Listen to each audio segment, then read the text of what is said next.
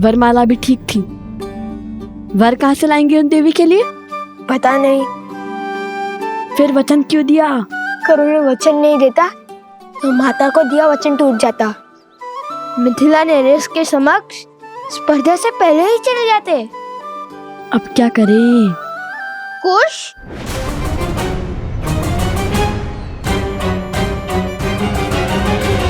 सैनिक थोड़ी ही ना हमारा नाम जानते हैं।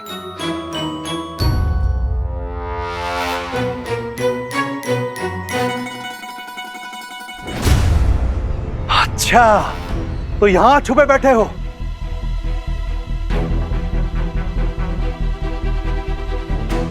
तो अकेले नहीं हो, पूरा का पूरा चोरों का दल है।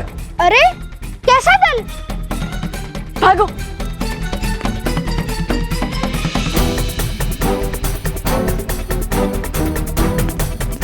अरे महाशय, आप तो हमारे पीछे ही पड़ गए। कहा ना, मैंने आपका अश्व नहीं चुराया। मैंने आपके अश्व से अनुमति मांग ली थी। उसने हाँ में सर भी हिलाया। फिर भी आप हमसे क्रोधित हैं।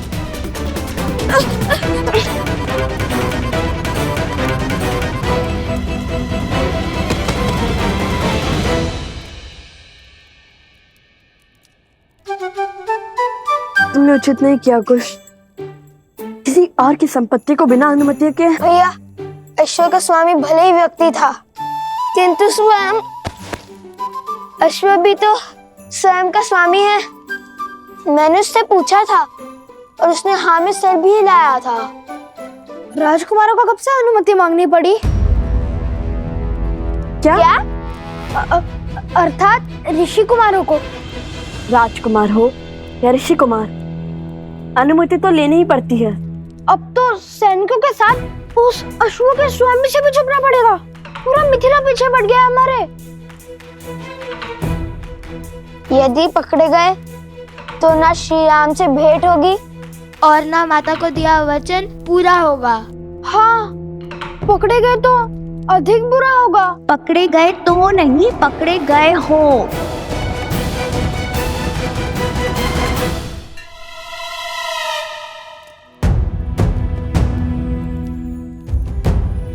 देवी आप यहाँ कैसे? मिथिला वासी हूँ। चप्पा चप्पा क्या आता है छिपने का।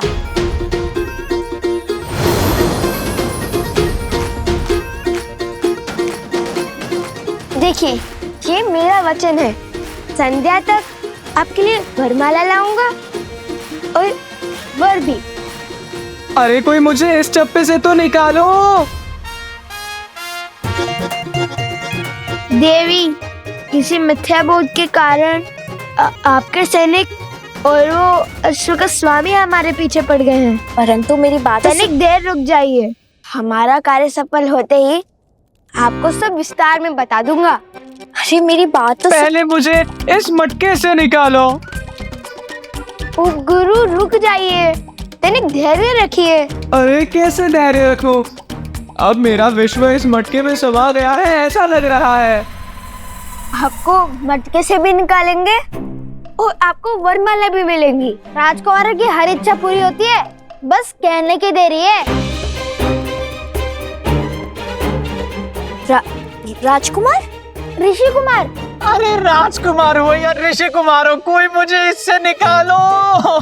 देवी, वरमाला दे देंगे, किंतु वर का थोड़ा कठिन है। मैं वरमाला भी पहनाऊंगा और वर भी बन जाऊंगा। कोई मुझे इससे तो निकालो। हमें आगे बढ़ना होगा। तुम्हें अपनी पड़ी है, पहले इन्हें निकालो। हाँ, प्रयास तो किया था किंतु निकले नहीं।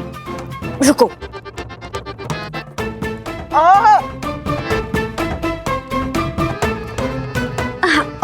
अच्छा बैठो बैठो।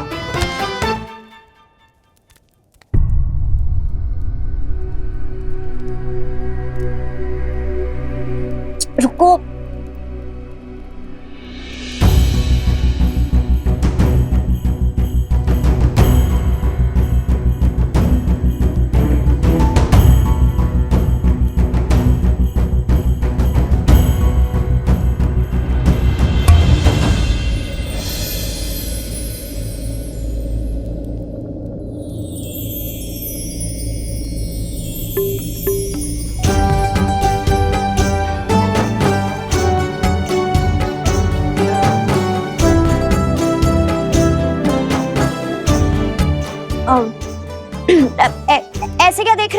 क्या मैं राक्षसी लग रही हूँ?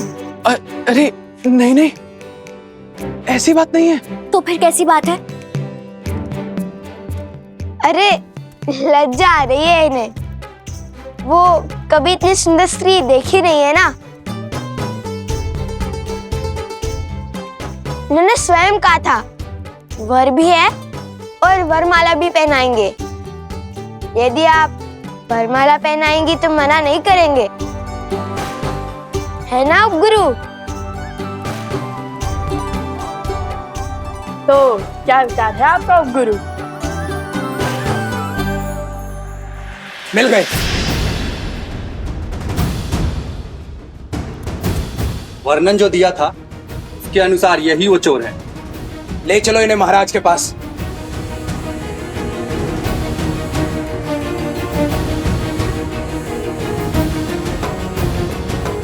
ऐसा साहस मिथिला के पुजारी, त्रिकाल के जमाता, वास्तव में समस्त मिथिला के जमाता है।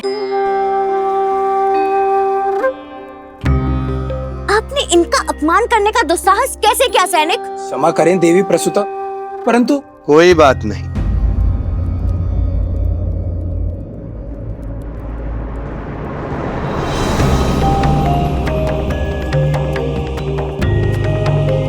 पिताश्री,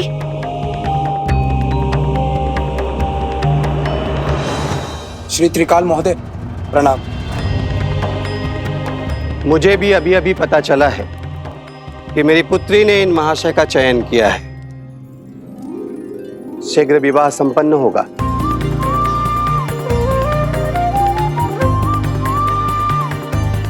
जाइए जाइए, उन तुनीर चोरों को कहीं और खोजिए सैनिक जी। अवश्य। पुत्री,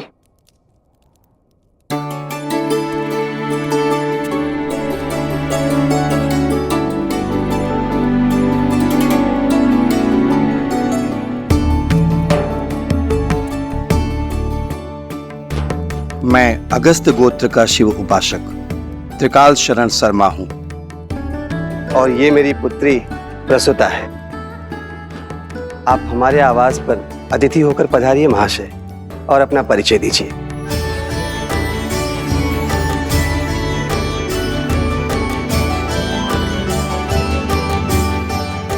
मैं भरद्वाज गोत्र का वैष्णव सोमकरण हूँ, और ये मेरे भ्रातृश्री अवस्थरा है। मैं उनकी ओर से अपने विवाह का क्षमा करें, अपनी ओर से इनके विवाह का प्रस्ताव। सुनो सुनो सुनो, मिथिला के जमाता, अयोध्या के महाराज श्री रामचंद्र के स्वागत में कल प्रातःकाल भव्य उत्सव होगा। उसके पश्चात संसार भर से धनुर्धारी आके अपनी कला का प्रदर्शन करेंगे। अच्छा शुभ होगा, और कल श्री राम से भेंट भी निश्चित है। हाँ भैया, कदाचित माता सीता भी उनके साथ हो।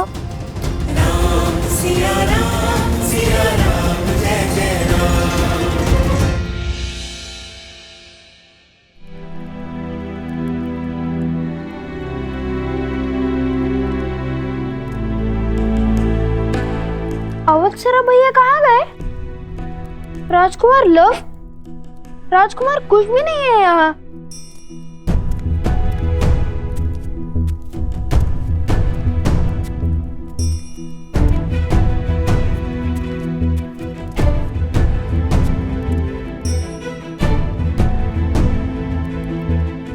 कहाँ गए ये? मुझे सताने में क्या आनंद आता है सबको। माता!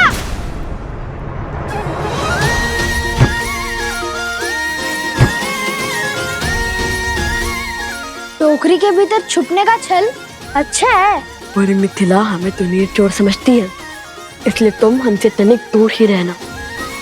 वे नहीं जानते कि तुम हमारे साथ हो। हाँ, उपगुरु अवत्सरा वरमाला बनाने के पुष्प लेने गया है प्रसूता के साथ। तुम भी जाओ और विवाह की तैयारियां करो। हम स्पर्धा जीतकर अभी आते हैं। किंतु मुझे भी श्री राम से मिलना है। उनसे मिलने का अवसर मैं कैसे छोड़ दूं? जिसके भाग्य में जब उनके दर्शन होंगे वे तभी उसे मिलेंगे। हाँ, किंतु ठीक है, चलो किंतु अपनी टोकरी की व्यवस्था स्वयं कर लेना।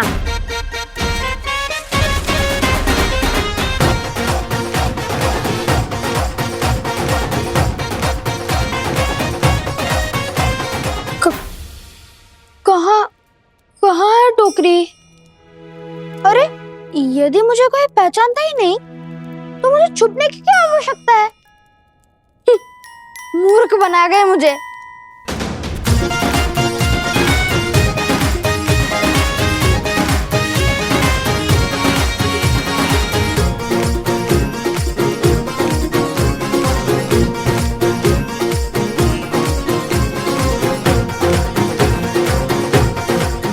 अरे चलो चलो, शीघ्र चलो, प्रतिस्पर्धा आरंभ होने वाली है। हाँ हाँ, चलो मित्रों, शीघ्रता करो नहीं तो विलंब हो जाएगा।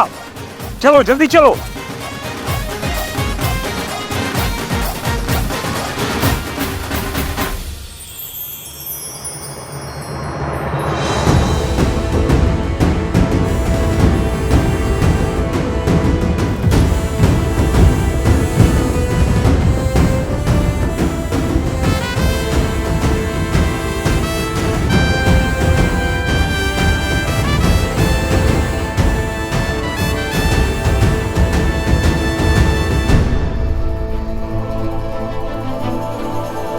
कदाचित किसी कुमार में सीता की बस एक झलक दिख जाए।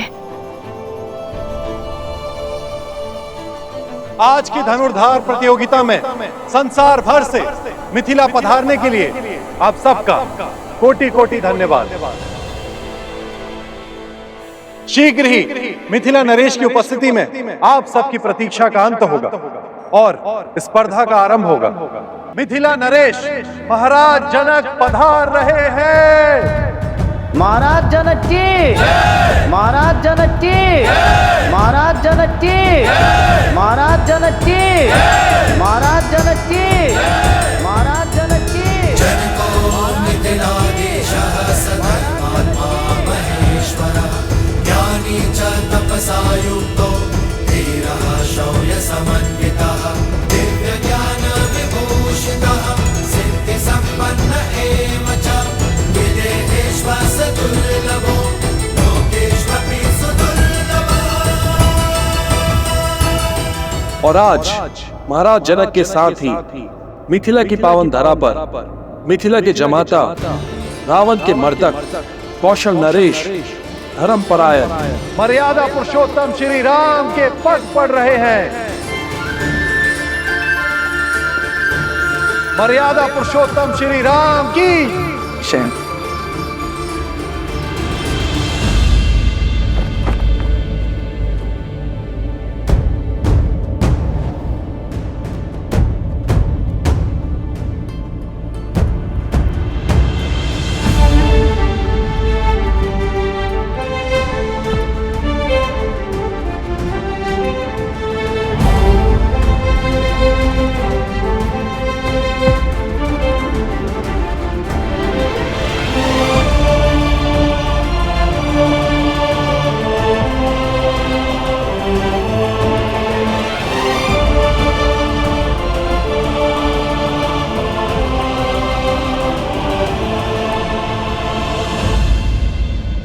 आप समझे या न समझे, मिथिला की जनता अपनों और अन्यों में अंतर जानती है। यही तो दुख है कुशाध्वज।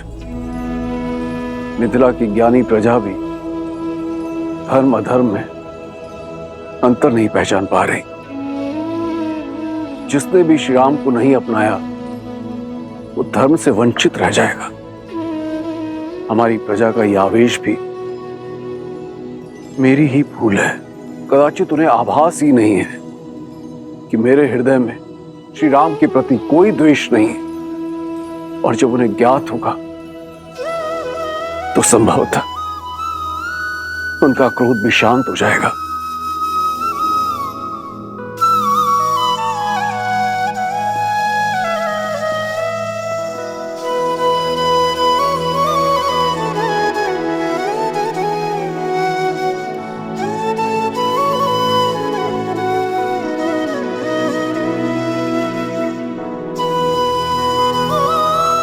बोलो अयोध्या नरेश, मिथिला के जमाता सियावर रामचंद्र की।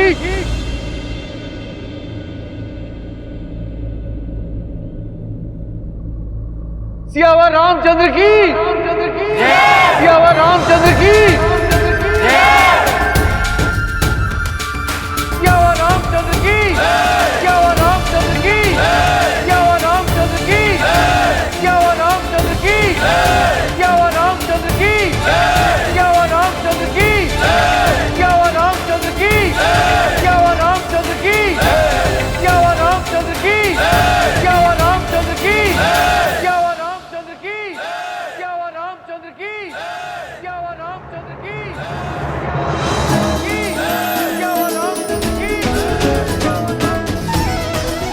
लगता है श्री राम मंच पर आ गए। भैया मुझे इन्हें देखना है, शीघ्र चलिए ना। चलो।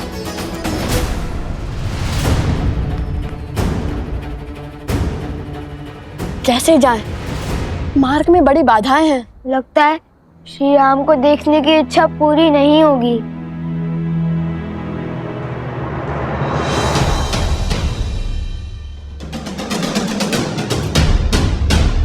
तुम्हारी इच्छा अवश्य पूर्ण होगी कुश। आओ मेरे साथ।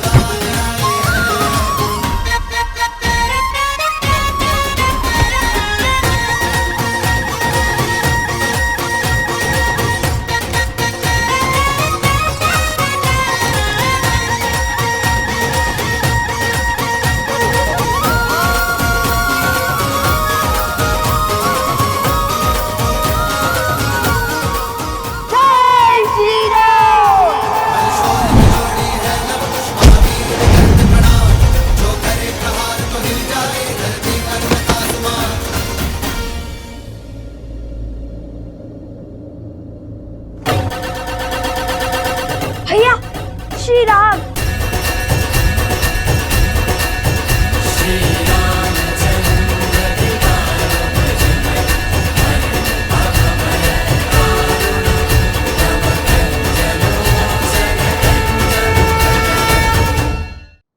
ध्वज के कारण श्री राम के दर्शन नहीं हो पा रहे हैं। भैया इस समस्या का समाधान अभी कर देता हूँ। नहीं कुश, ध्वज राज्य की गरिमा होती है, उनकी भावनाएं उससे जुड़ी होती हैं, और प्रहार तो शत्रुओं के ध्वज पर भी नहीं करना चाहिए। कुश स्मरण है ना माता ने क्या सिखाया था? तन को छलनी करने से भी अधिक घातक है भावनाओं को तार तार करना। तन के घाव भर जाते हैं, मन के नहीं। हनुमान जी होते तो कितना अच्छा होता। पवन देव से कहकर इस तीव्र वायु को रोक देते। यदि माता ने महाराज जनक से मिलने के लिए मना न किया होता तो दर्शन तो क्या, अभी तक तो भेंट भी हो चुकी होती श्री राम से। किंतु तुमने उचित कहा कुश, पवन देव कहकर इस तीव्र वायु को रोक देते हनुमान जी। हे पवन देव, भक्त को भगवान से रोकना प्यासे को जल से दूर रखने के समान है। हमने भी आपके पुत्र हनुमान जी की भांति श्री राम की अनन्य भक्ति की है। इतने संकट पार कर हम यहाँ आए हैं।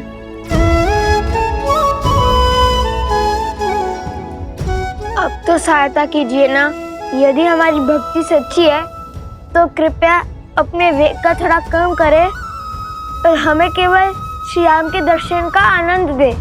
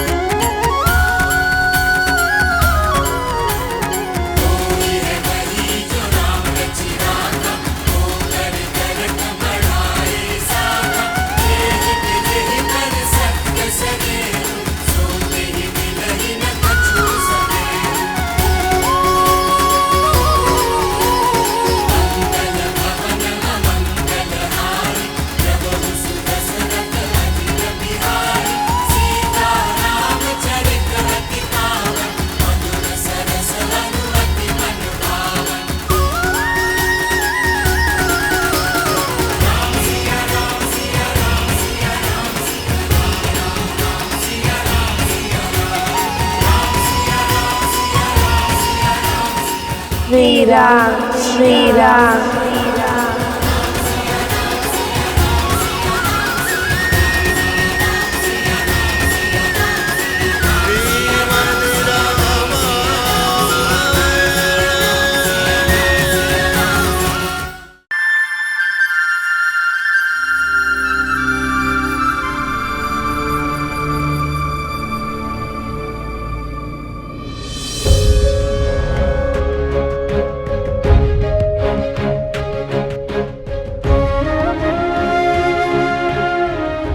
महाराज, आपके नेत्र उन ऋषि कुमारों को खोज रहे हैं। हाँ श्री राम, उनके मिथिला में आने का प्रमाण तो मिल ही चुका है। वो तुनीर, अवश्य ही वो यहीं कहीं होंगे। फिर चिंता किस बात की? ऐसी प्रतिस्पर्धा कोई धनुर्धर नहीं छोड़ेगा।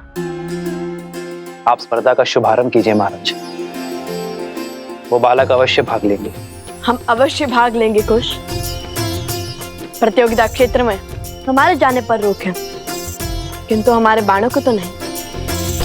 महाराज जनक ने प्रतिस्पर्धा के आरंभ का आदेश दे दिया है, तो पहली प्रतियोगिता है जो इस पक्षी को धरा पर ले आएगा वो होगा पहले चरण का विजेता।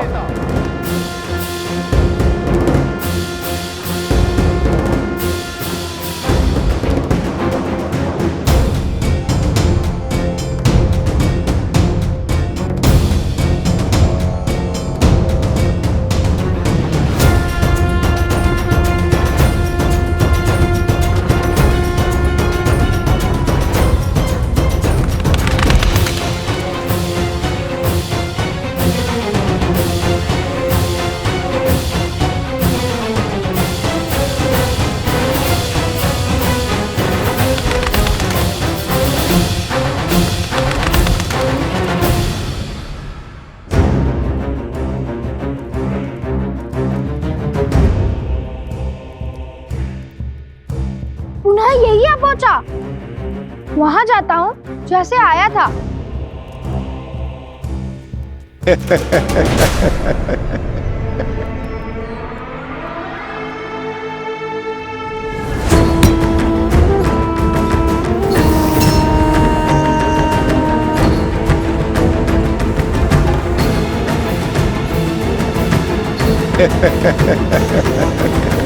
महाराज, इस पक्षी को नीचे लाने के लिए प्रतियोगी इस पर वार करेंगे, इसे मार देंगे। धर्म की रक्षा के लिए वध करना केवल देवताओं का कार्य है। आत्म सुरक्षा के लिए वध करना मनुष्य का कार्य है। भोजन के लिए वध करना पशुओं का कार्य है, किंतु केवल मनोरंजन के लिए या सामर्थ्य के प्रदर्शन के लिए वध करना केवल और केवल राक्षसों का कार्य है।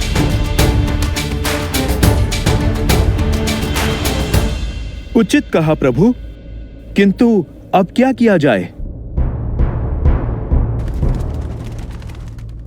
इस पक्षी को बिना मारे भूमि पर लाना होगा। उसे आहत करना निषेध है। उचित कहा आपने श्री राम। मैं ये कैसे नहीं समझा। जिन ऋषि कुमारों की मुझे खोज है वो इस प्रतियोगिता में जीव हत्या कदापि नहीं करेंगे। भ्राता कुशाध्वज,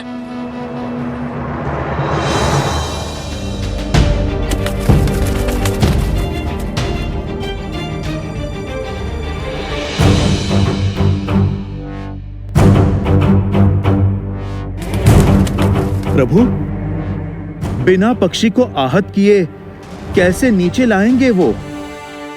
ये तो नन्हे बालक जान पड़ते हैं। इतनी बुद्धि, इतना विवेक होगा उनमें? प्रभु, कहीं प्रयास में ही पक्षी आहत हो गया तो?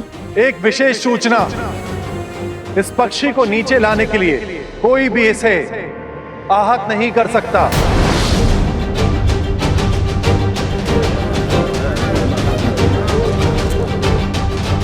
अरे बिना वार किए नीचे कैसे लाएंगे?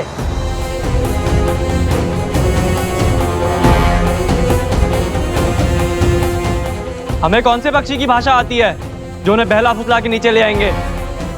हम सब साथ में बाण मार कर भी उसे नीचे नहीं ला पाएंगे। असंभव है प्रतिस्पर्धा पूरी करना। महाराजा जनक हमारा अपमान करना चाहते हैं, इसीलिए इन्होंने असंभव शर्त रखी है। हाँ हाँ, ये अपमान है हमारा। हाँ हाँ, ये अपमान है हमारा। हाँ हाँ, ये अपमान है हमारा। हाँ हाँ, ये अपमान है हमारा। हाँ हाँ, ये अपमान है हमारा। ये अपमान है हमारा। शांत हो जाइए, शांत हो जाइए। हम कैसे शांत हो जाए? ये अपमान है हमारा।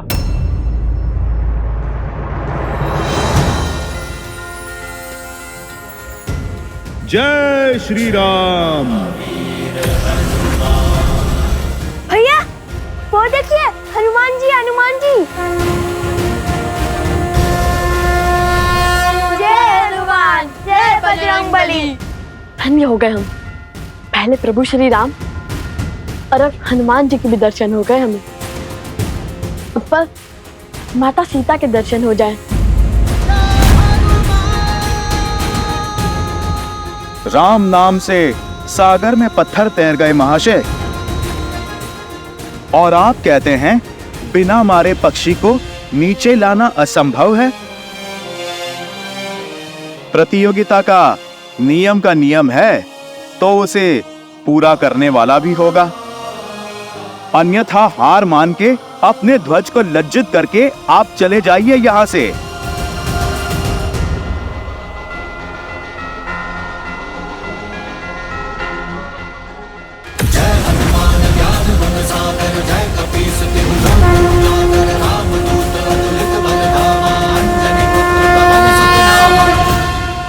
हम पक्षी को बिना आहत करे भूमि पर तो ले आएंगे, किंतु ये केवल प्रथम चरण है और हमारे इस कार्य से महाराज जनक को भी ज्ञात हो जाएगा कि हम प्रतियोगिता क्षेत्र में आ चुके हैं। हाँ, उनके जान जाने में कोई समस्या नहीं है। समस्या तो प्रतियोगिता में भाग लेने से पहले उनसे मिलने में है। नहीं कुश, अभी प्रतियोगिता के कई चरण शेष हैं। यदि प्रतियोगिता पूर्ण होने से पहले प्रभु या महाराज जनक ने हमें पकड़ लिया तो माता के आदेश का उल्लंघन होगा। उन्होंने प्रतियोगिता पूर्ण होने से पहले महाराज जनक से ना मिलने का आदेश दिया था। तुम दोनों वहां स्पर्धा में भाग लेने के लिए जा रहे हो तो बाकी प्रतियोगियों से भिन्न नहीं रहना, क्योंकि यदि उन्हें ज्ञात हुआ कि तुम दोनों मिथिला नरेश को जानते हो तो बातें बनेंगी। अर्थात हर बार प्रतियोगिता जीतकर हमें अपना स्थान बदलना होगा जब तक प्रतियोगिता पूर्ण ना हो जाए। चलो पहले ये चरण तो जीत ले।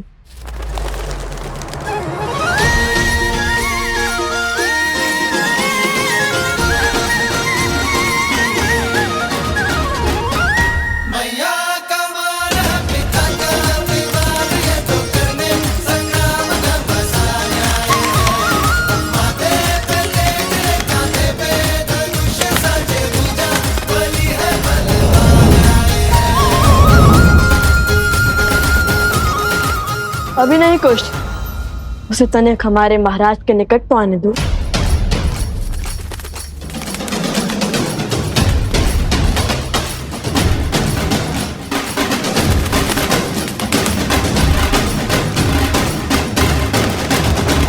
अब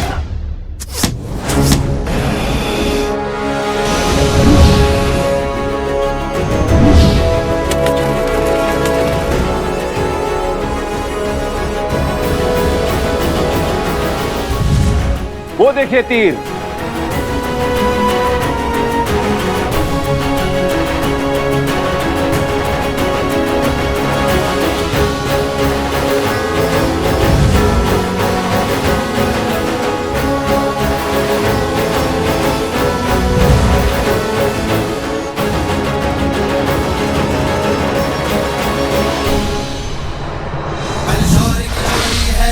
महावीर भी करते प्रणाम, जो करे प्रहार तो हिल जाए धरती पर्वत आसमान।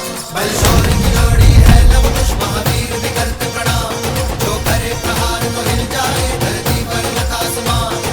धनुष उठावे प्रत्यंचा जब करे बाण संधान, तो इनमें दिखे सीता का धीरज बल जैसे श्री राम।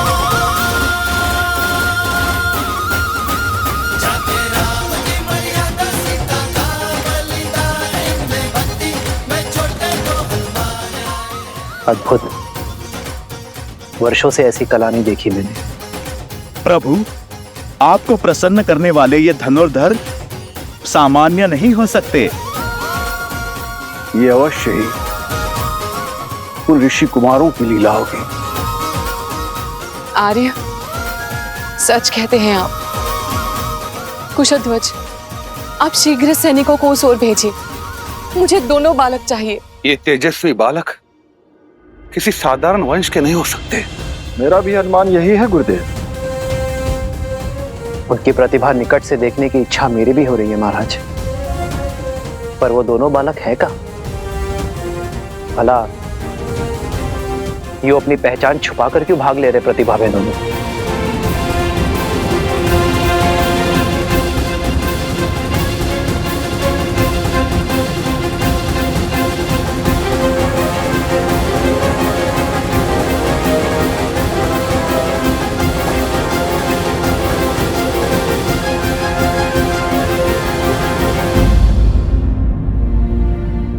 मुझे पूर्ण विश्वास है कि ये वही वीर बालक है, किंतु ये छुप छुप किस स्पर्धा में भाग क्यों ले रहे हैं? उन बालकों को खोजना चाहते हैं तो प्रतिस्पर्धा आगे बढ़ाइए महाराज।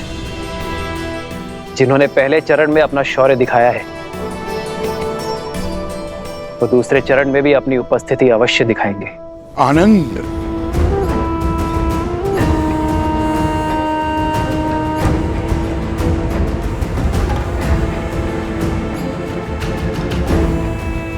कोई बात नहीं, अभी कुछ देर में तुम्हारे मित्र प्रतिस्पर्धा जीत जाएंगे और तुम उनका सत्य सबके सामने उजागर करोगे। फिर हम दोनों उत्सव मनाएंगे।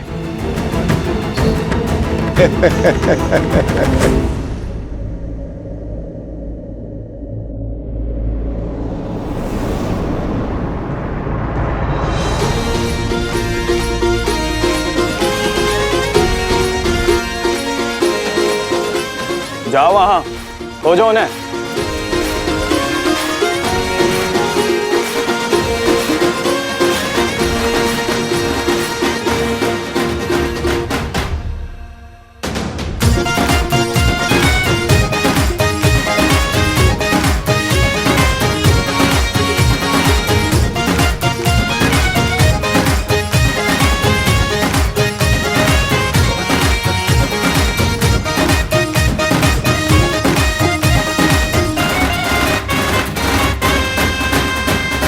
यदि माता के आदेश की बेड़ियां ना होती तो अब तक प्रभु श्री राम के आशीष पा चुके होते, कदाचित माता सीता के भी।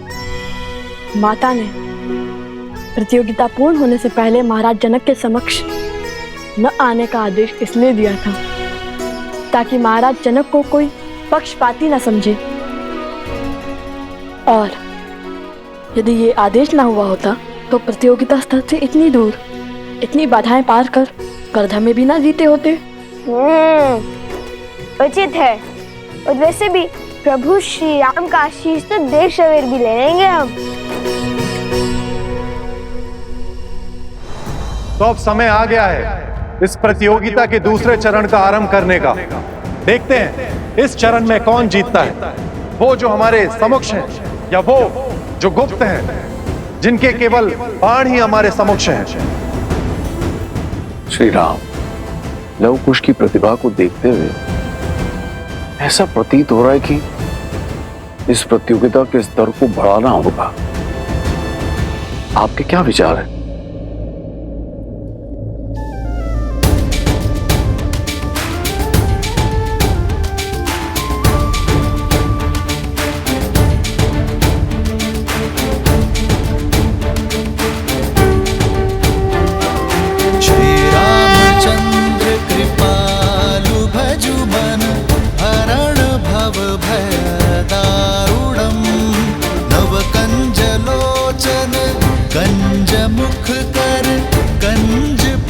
कंजारुणम कंदर्पगणित अमित छवि नव नीला नीरज सुंदरम पटपीत मानहु दड़ित रुचि सुचि नौमि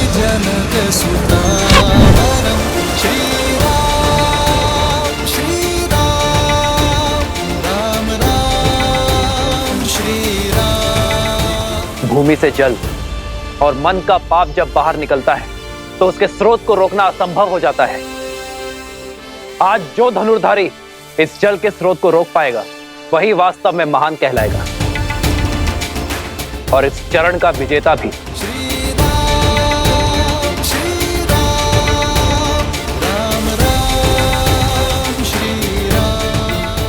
भूमि से निकले जल को रोकना कठिन होगा।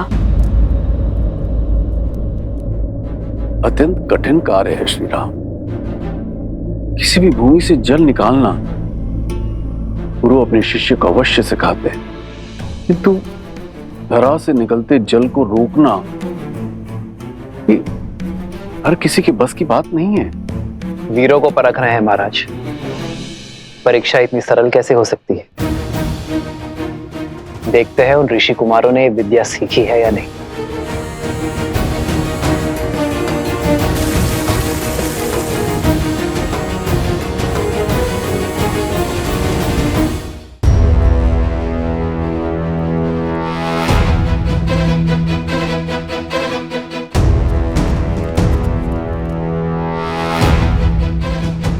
भैया, बिना माटी कंकड़ के इस धरती से निकलते जल को कैसे बंद करेंगे? असंभव।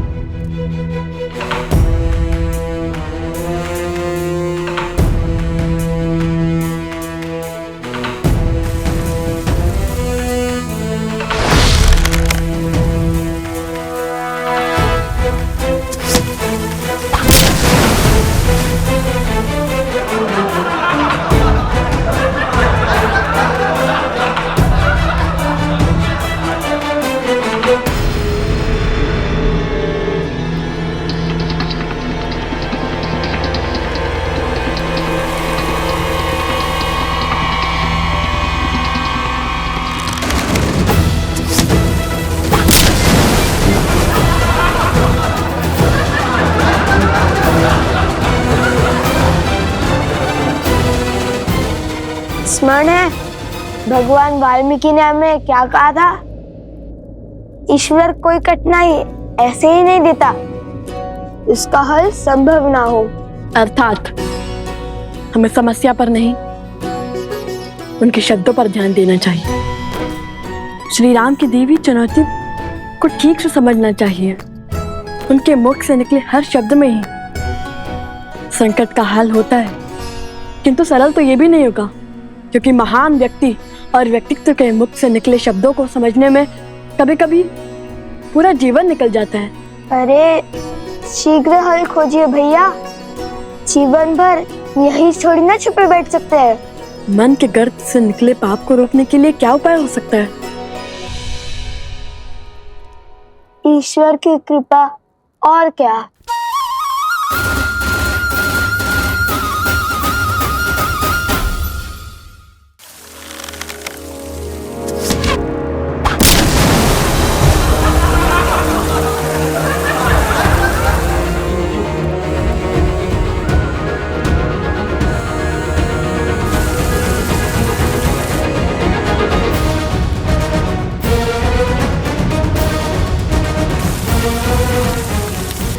लो, मिल गया उपाय।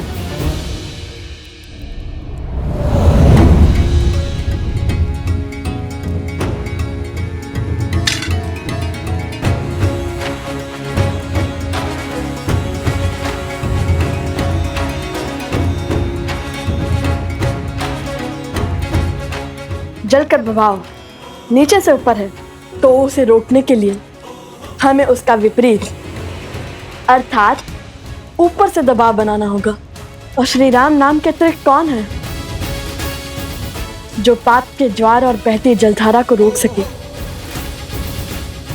अब इस जलधारा के मुख पर हमारे ईश्वर श्री राम नाम की मोहर लगेगी।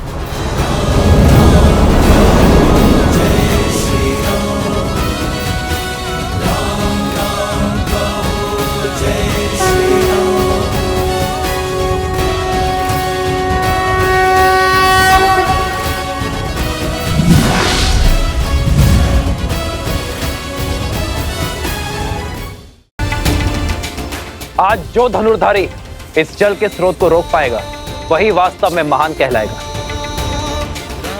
और इस चरण का विजेता भी।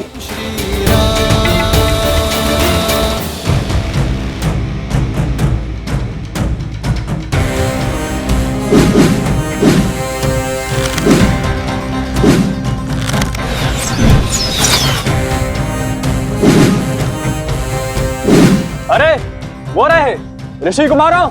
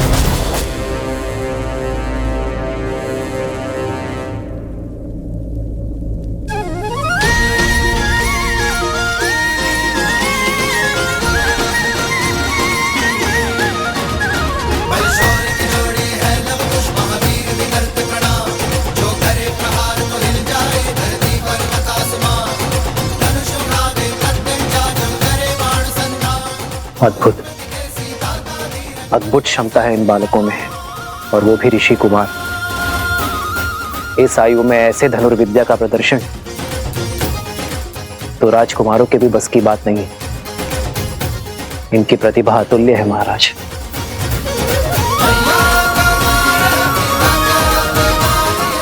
अरे रुको,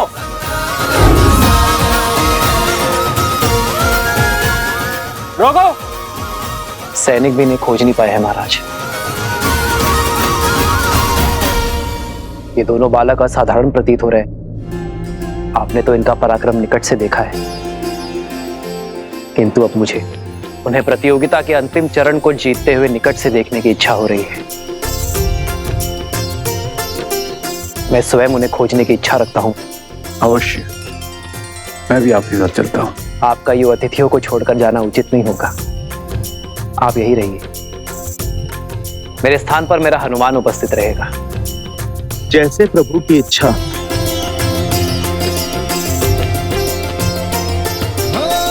मंगल भवन मंगल हारी, द्रवहु सुदशरथ अजर बिहारी। सिया राम जय जय राम।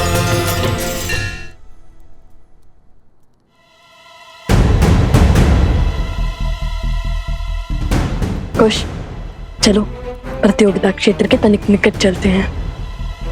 अब यहाँ सब हमारी खोज में लग जाएंगे।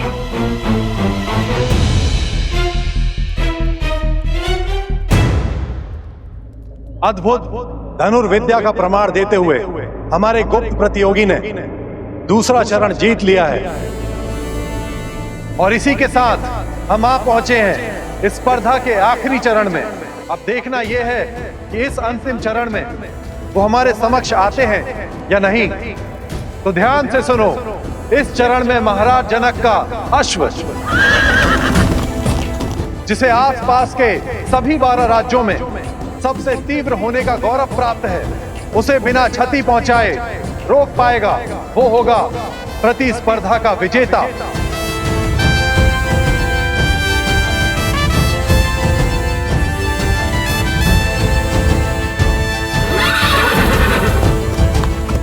ये तो सच में असंभव है।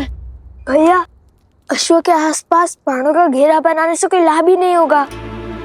वो एक छलांग में उसे पार कर लेगा। यहाँ से तो सब असंभव लगता है। अश्व भी दिखाई नहीं दे रहा है, और प्रतियोगिता क्षेत्र तो उस और है ना। चलो उस वृक्ष पर चढ़ के देखते हैं, कदाचित कोई मार्ग दिखे।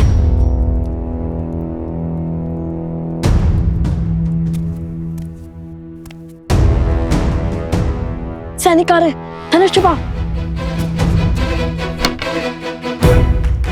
ये लो।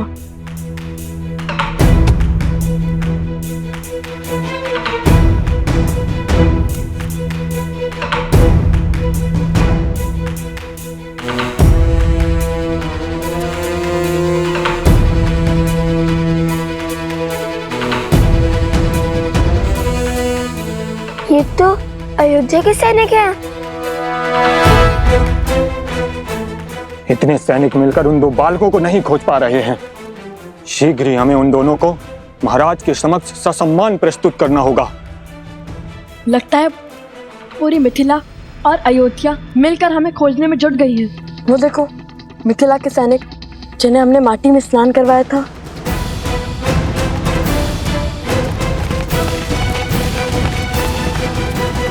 ये अकस्मात रुक क्यों गए?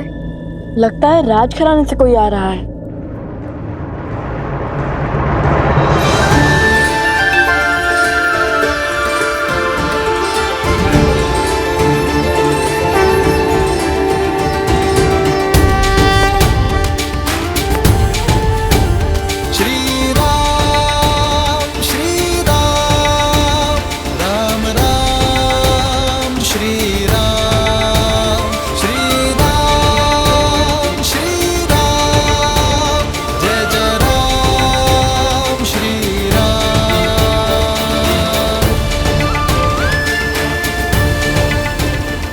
अंततः भक्त को भगवान के दर्शन मिल ही गए।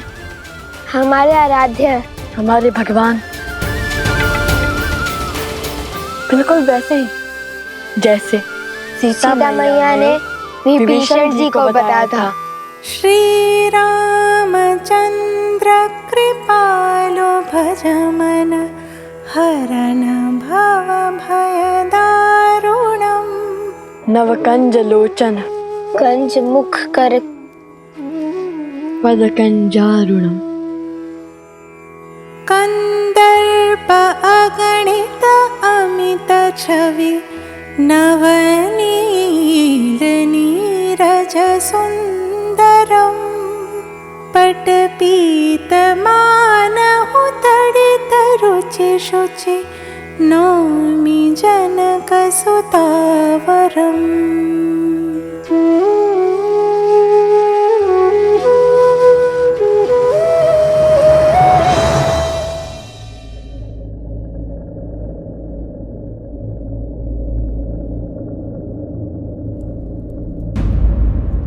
कुश, श्री राम के चरण स्पर्श करने के लिए इससे अच्छा अवसर नहीं मिलेगा हमें। चरण स्पर्श करे या स्पर्धा? कुमारों,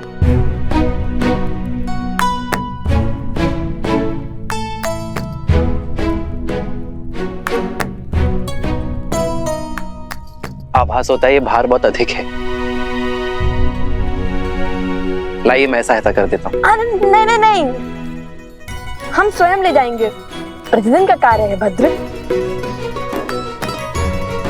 आप दोनों बड़े परिश्रमी प्रतीत होते हैं। हमारी माता ने सिखाया है कि अपना कार्य सदा स्वयं करना, किसी की सहायता नहीं लेना।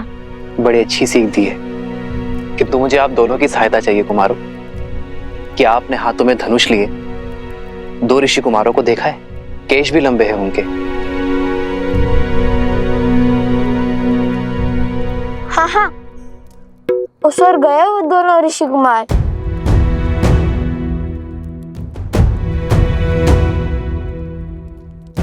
धन्यवाद। अपने पिता के चरण स्पर्श करके आशीर्वाद लेना हमारे पुत्रों की नियति में नहीं, किंतु ये पुष्प वो दोनों ही लेकर आए हैं आर्य। इसमें उनका स्पर्श है, स्वीकार कीजिए।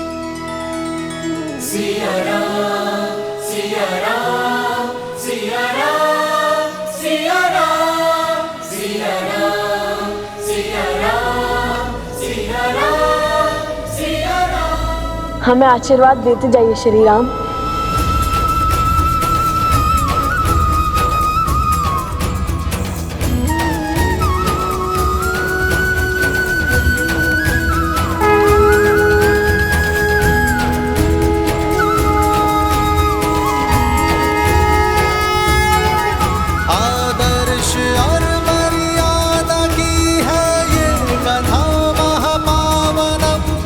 काट मद श्री से मिला दे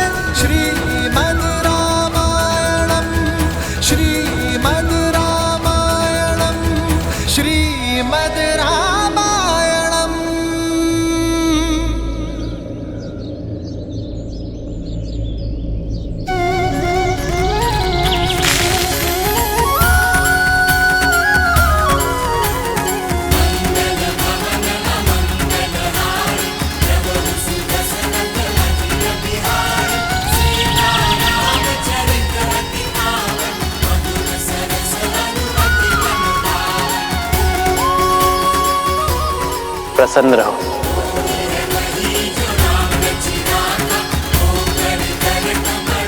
चिरंजीवी रहो, यशस्वी रहो।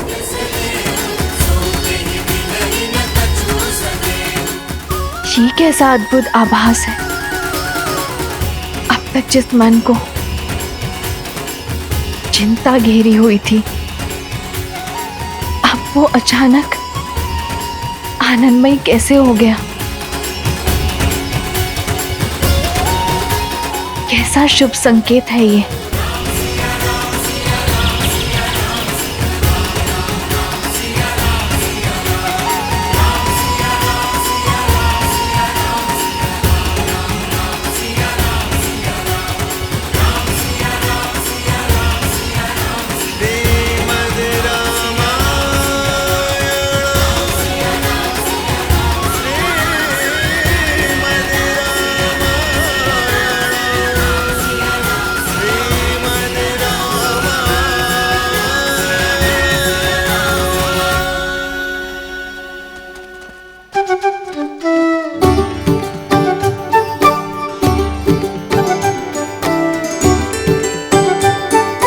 बुरी बात, असत्य क्यों कहा तुमने? हम तो यही हैं। असत्य? और मैंने तो केवल इतना ही कहा था कि वो दो ऋषि कुमार उस ओर से आए थे और हम भी तो उसी ओर से आए, तो हम भी थे ना उसी ओर से। सत्य को तर्क में मत उलझाओ कुश। श्री राम से असत्य कहा है तुमने। प्रतियोगिता जीतने के बाद जब हम प्रभु श्री राम से मिलेंगे तो हमें उनसे क्षमा मांगनी होगी, समझे तुम? समझ गया भ्राता श्री। अब चलिए, वहाँ कोई सैनिक नहीं है। चलो।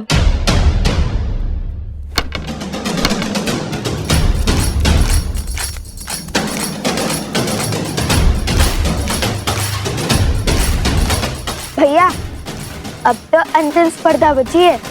उसके बाद छुपने छुपाने के खेल से मुक्ति मिल जाएगी।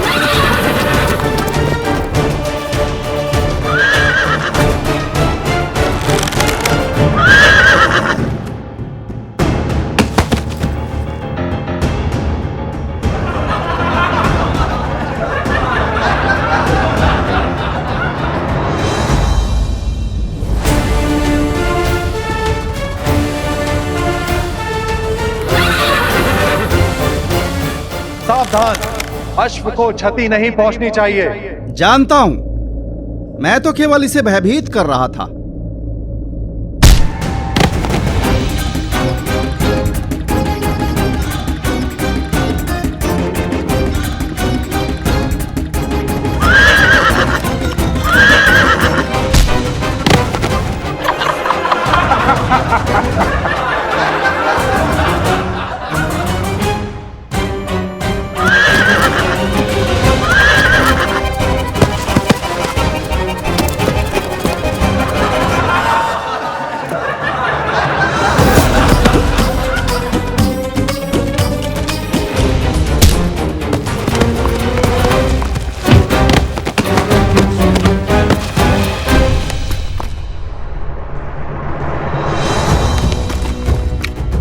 अश्व प्रतियोगिता के स्थल से बाहर निकल चुका है भैया।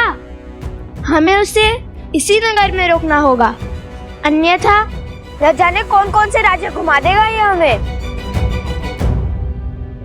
भैया, मुझसे लक्ष्य तो भेज दिया, किंतु इस अश्व को कैसे रोकेंगे? श्री राम से क्षण भर की भेंट भी जन्मों के संकट टाल देती है। तुम देखना, उनके दर्शन का लाभ अवश्य मिलेगा हमें। किंतु उन्होंने तो कभी कोई अश्व नहीं रोका था। रोका था क्या?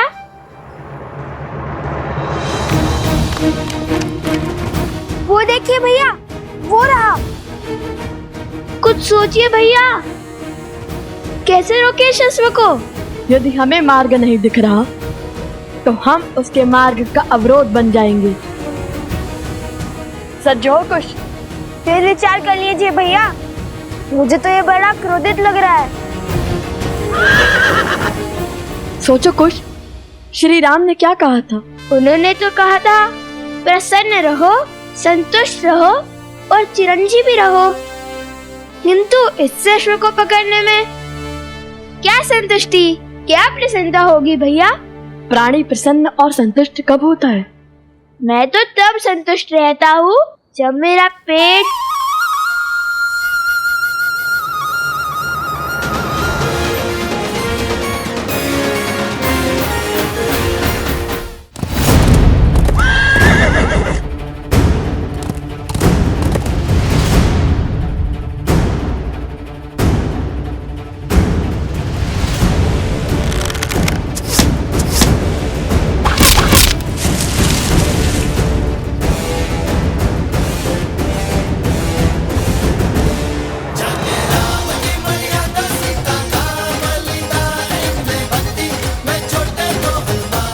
प्राणी तब संतुष्ट होता है जब उसका पेट भरता है। महाराज की जय हो। महाराज, दोनों ऋषि कुमारों ने अश्व की भूख मिटाने के लिए उसके आगे पत्तों का भंडार लगा दिया है। अब वे अश्व को लेकर प्रतियोगिता क्षेत्र में आ रहे हैं महाराज।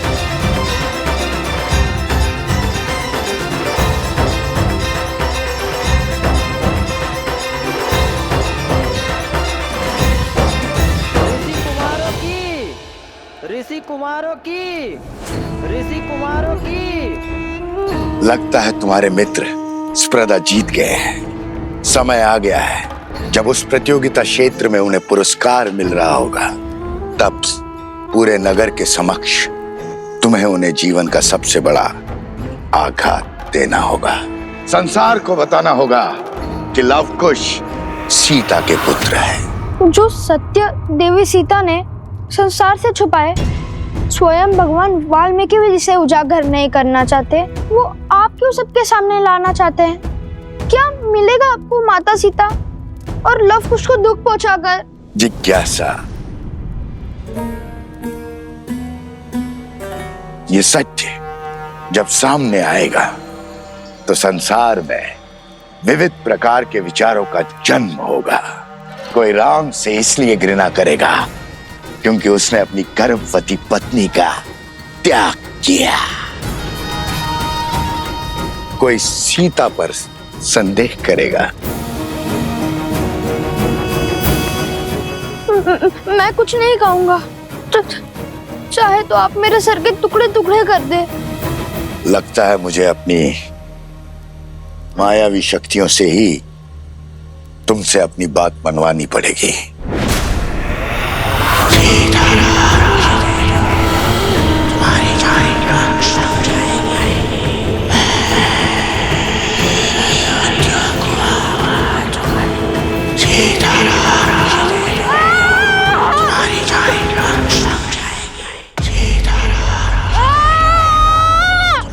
राम नाम के समक्ष कोई असुरी शक्ति टिक नहीं सकती। राम, राम, राम, राम, राम, राम, राम, राम, राम, राम। मौन हो जाओ मूर्ख बालक। राम, राम।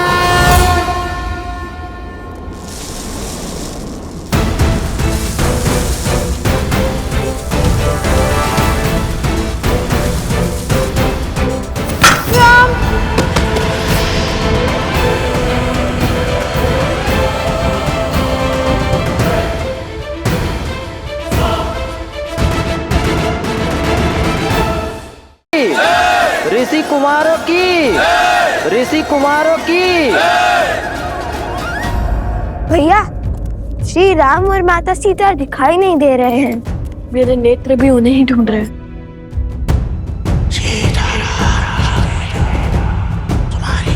कोई मायावी नकारात्मक शक्ति षड्यंत्र रच रही है। यदि तुम मेरे किसी काम के नहीं तो तुम्हें जीवित छोड़कर क्या करूंगा मैं? अंतिम अवसर दे रहा हूं बालक, मान लो मेरी बात।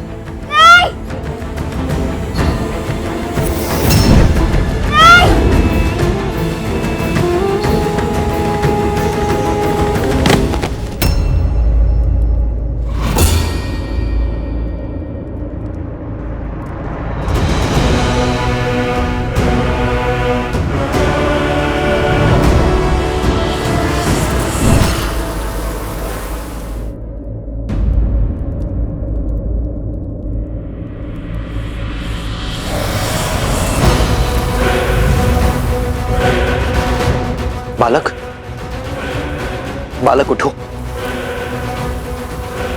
मुझे पराजय स्वीकार नहीं है राघव। मैं तुमसे जीत के रहूंगा, तुम्हें हरा कर रहूंगा मैं।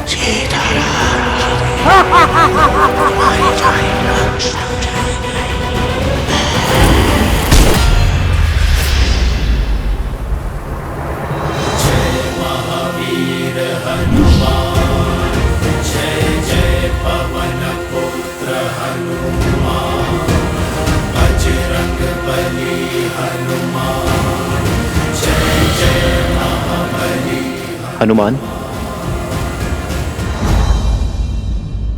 ये समय प्रहार करने का नहीं, प्रहार से बचने का है। बचा सकते हो तो बचा लो अपना राम राज्य।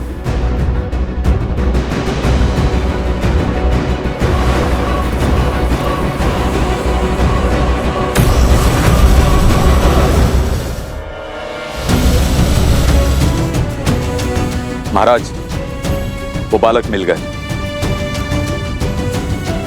इस बालक को संभालिए आर्य सुमंत। जी महाराज। मुझे इसी क्षण जाना होगा आर्य सुमंत। रथ को सज्ज कीजिए।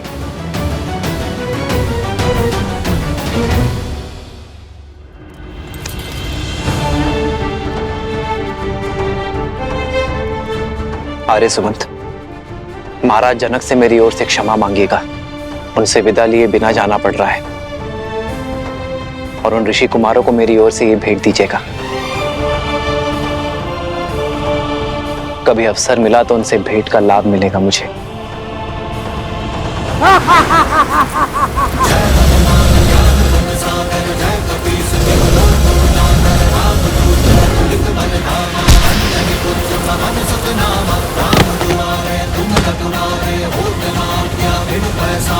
प्रभु के पाश में बंधने को सज्ज होना दुष्ट।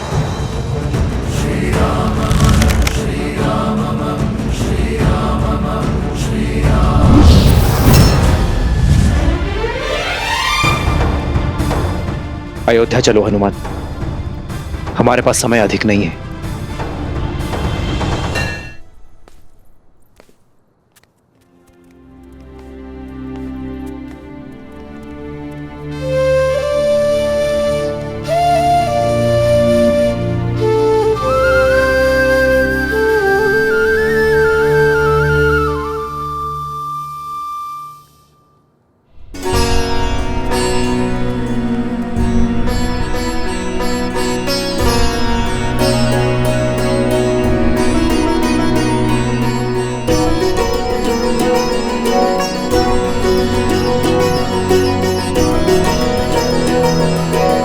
बालकों,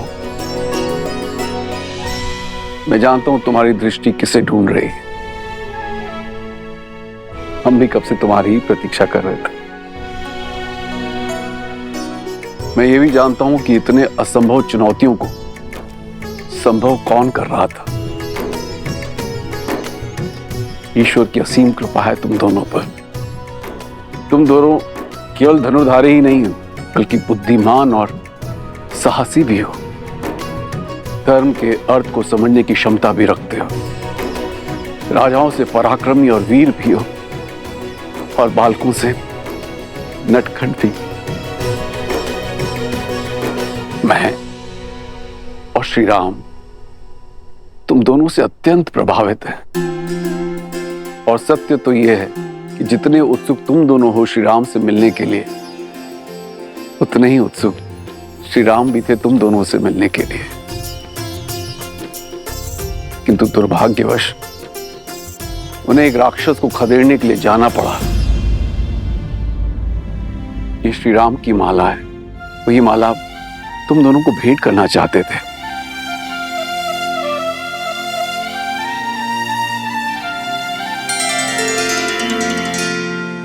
कितना सुंदर रूप है,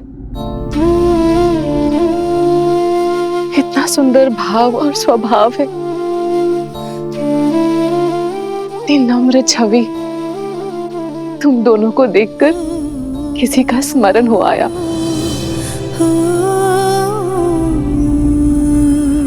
माता सीता,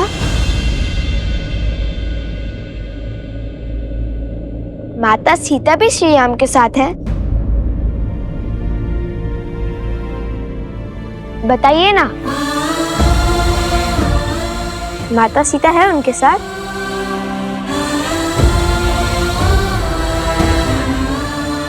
कोई बात नहीं, जब हम अयोध्या जाएंगे तब माता सीता से भी मिलेंगे और श्री राम से भी। हमारी माता कहती है कि जो बीत गया उससे सोच सोचकर दुखी होना व्यर्थ है, इसलिए आगे का सोचना चाहिए। उचित कहा आपकी माताश्री ने, बीते कल के बारे में सोच के दुखी होना ठीक नहीं है।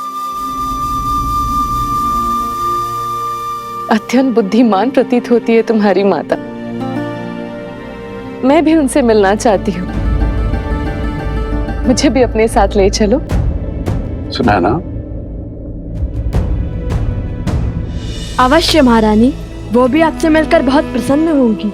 उत्तर की ओर वन के निकट भगवान वाल्मीकि के आश्रम में ही रहते हैं। उचित है, हम शीघ्र ही आश्रम आएंगे तो भगवान वाल्मीकि का आशीर्वाद देंगे। आप लोग यहां से प्रस्थान करें और आपकी भेंट, आपका पुरस्कार स्वीकार करें।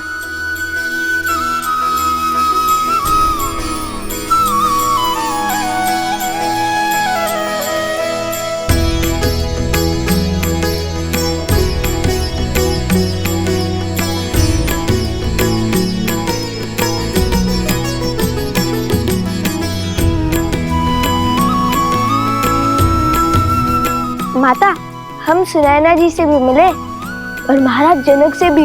महाराज जनक यहाँ पे भी आएंगे।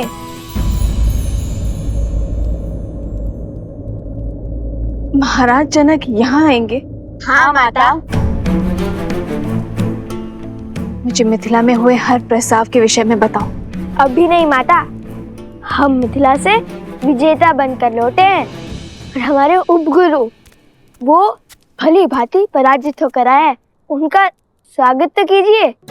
पराजित होकर? किससे और कहाँ है उपगुरु? आश्रम के बाहर है, विजेता की सेवा कर रहे हैं। हाँ, लौटते हुए पूरे मार्ग में सेवक की भांति सेवा करते हुए आए हैं। कभी जल का घड़ा तो कभी फल की टोकरी लेकर आए हैं। किसके लिए? आप सभी को मेरा प्रणाम।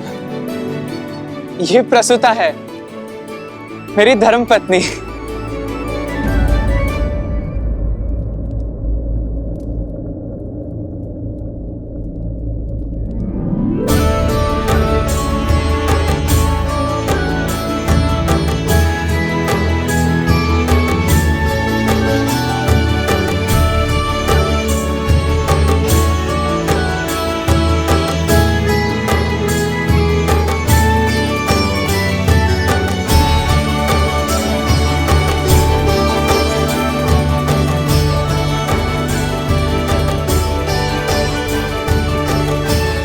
मिथिला की कन्याएं बड़ी कठोर होती हैं। एक बार जो उन्होंने किसी को पति स्वीकार लिया तो यमराज भी उनका मन नहीं बदल सकता।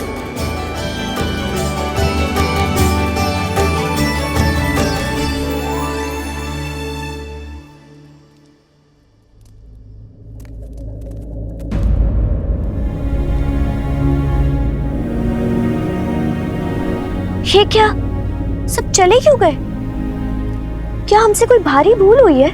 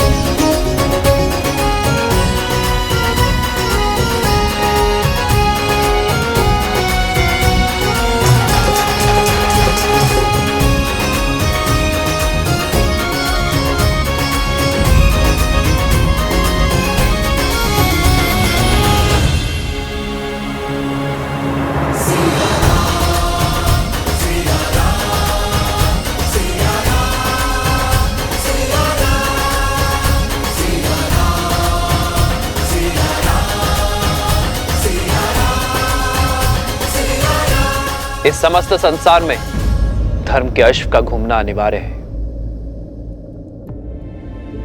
मैंने स्वयं सहस्त्रमुख रावण को मिथिला में विष फैलाते देखा है।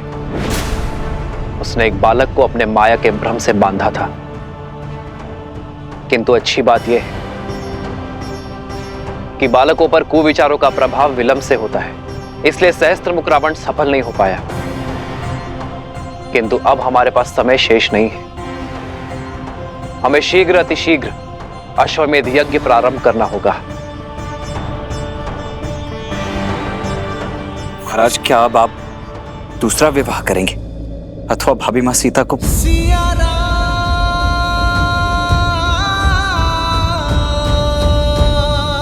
तो अब आगे के लिए क्या आज्ञा है महाराज? क्या इस यज्ञ से पूर्व महाराज के दूसरे विवाह का आयोजन करना होगा?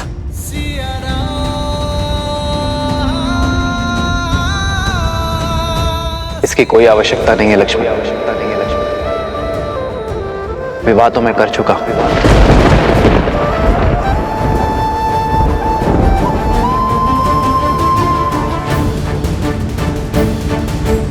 7 दिन के पश्चात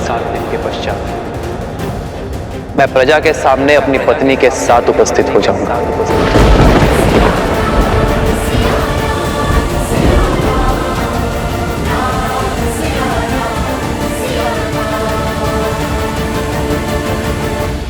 न जाने कहां की होगी वो, किस नगर की होगी वो महारानी, किस धर्म का वहन करती होगी। रघुकुल की गरिमा निभा भी पाएगी या नहीं? नहीं, इस नई महारानी को हम स्वीकार नहीं करेंगे। कभी स्वीकार नहीं करेंगे। राजा राम है वो कुछ भी अनिष्ट कर ही नहीं सकते। उन्होंने विवाह किया क्योंकि यही उचित था। राजा है, इसका तात्पर्य नहीं कुछ भी अनुचित करेंगे। हमारे महाराज ने हमेशा उचित कार्य ही किए हैं। ये उचित नहीं है। यही उचित है। ये उचित नहीं है। यही उचित है। अन्याय है ये। आप ये कैसे कह सकते हैं? क्योंकि हमारे राजा ने ध्यान रखा ही है। क्योंकि हमारे राजा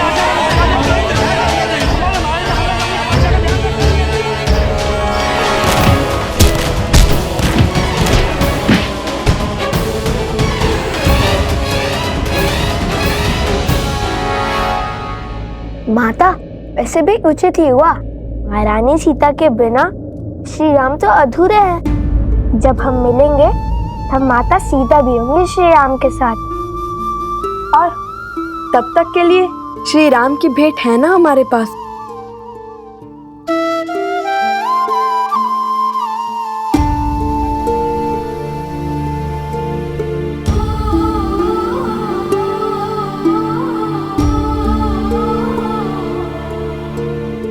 देखिए ना माता, कितना सुंदर हार है।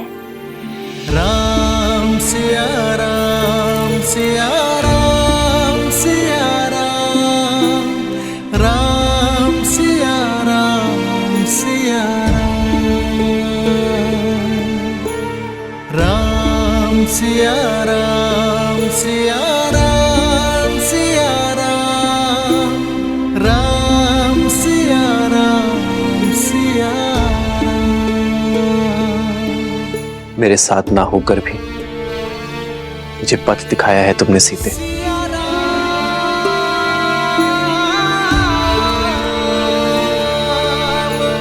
प्रभु, आप जो करेंगे वो उचित ही होगा, किंतु प्रजा में जो ये तर्क वितर्क चल रहा है, इसे रोकने का मार्ग अवश्य ही खोजना होगा। अपने हृदय को और दृढ़ बनाने के लिए मुझे तप का मार्ग खोजना होगा हनुमान।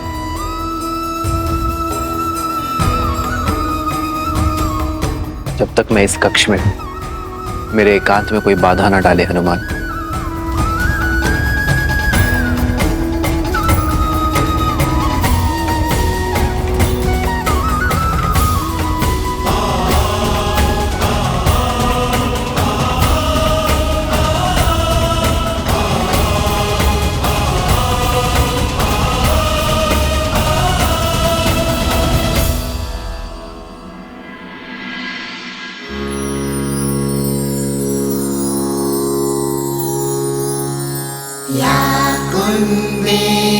तुषारहार धवला या शुभ्रवस्त्रावृता या वीणावरदण्डमण्डितकरा या श्वेतपद्मासना या ब्रह्माच्युतशङ्कर प्रभृतिभिः देवे सदा वन्दिता। सा मां पातु सरस्वती भगवती निशेषजाड्यापहा निशेषजाड्यापहा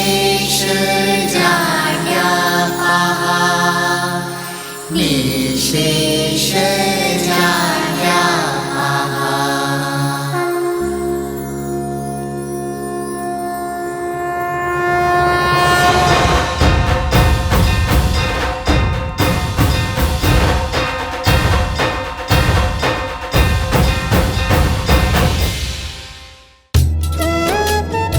भगवान वाल्मीकि का आशीर्वाद सदा तुम पर बना रहे पुत्रों। उठो। गुरुदेव, आज सरस्वती माता की पूजा क्यों? बताता हूँ, परंतु इससे पहले ये बता दूं कि भगवान वाल्मीकि की क्या इच्छा है। पुत्रों, तुमने मिथिला में अपने शौर्य का परचम लहराया, किंतु अब भगवान वाल्मीकि कुछ और चाहते हैं। उनका आदेश धनुष बाण का त्याग कर हाथ में वीणा उठाने का है, क्योंकि संपूर्ण व्यक्तित्व वो होता है जिसमें केवल बल और बुद्धि ही नहीं, कला भी सम्मिलित हो। और कला के बिना प्रभु भी पशु है। कला तो रावण के पास भी थी। बल, बुद्धि, कला और धर्म, ये चार स्तंभ से व्यक्ति का व्यक्तित्व बनता है। रावण के पास बल, बुद्धि और कला तो थी, किंतु धर्म नहीं था। और वो धर्म क्या है गुरुवर? उस धर्म को भी जान जाओगे जब अपने अगले प्रवास से लौटोगे। कहाँ का प्रवास?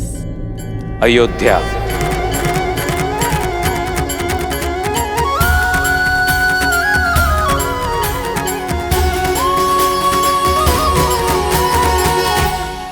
हम तो मिथिला कुमारी के सिवा किसी और को भी महारानी स्वीकार नहीं करेंगे। श्री राम से भी विरोध करेंगे। समझने का प्रयास करो। अयोध्या को यज्ञ की, वो यज्ञ को महारानी की आवश्यकता है। श्री राम ने जिस भी नारी का चयन किया होगा, उसे हमें अपनी महारानी के रूप में स्वीकार करना ही होगा।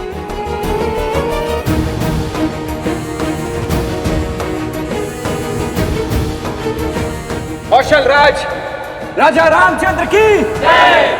राजा रामचंद्र की जय। राजा रामचंद्र की जय। राजा रामचंद्र की जय।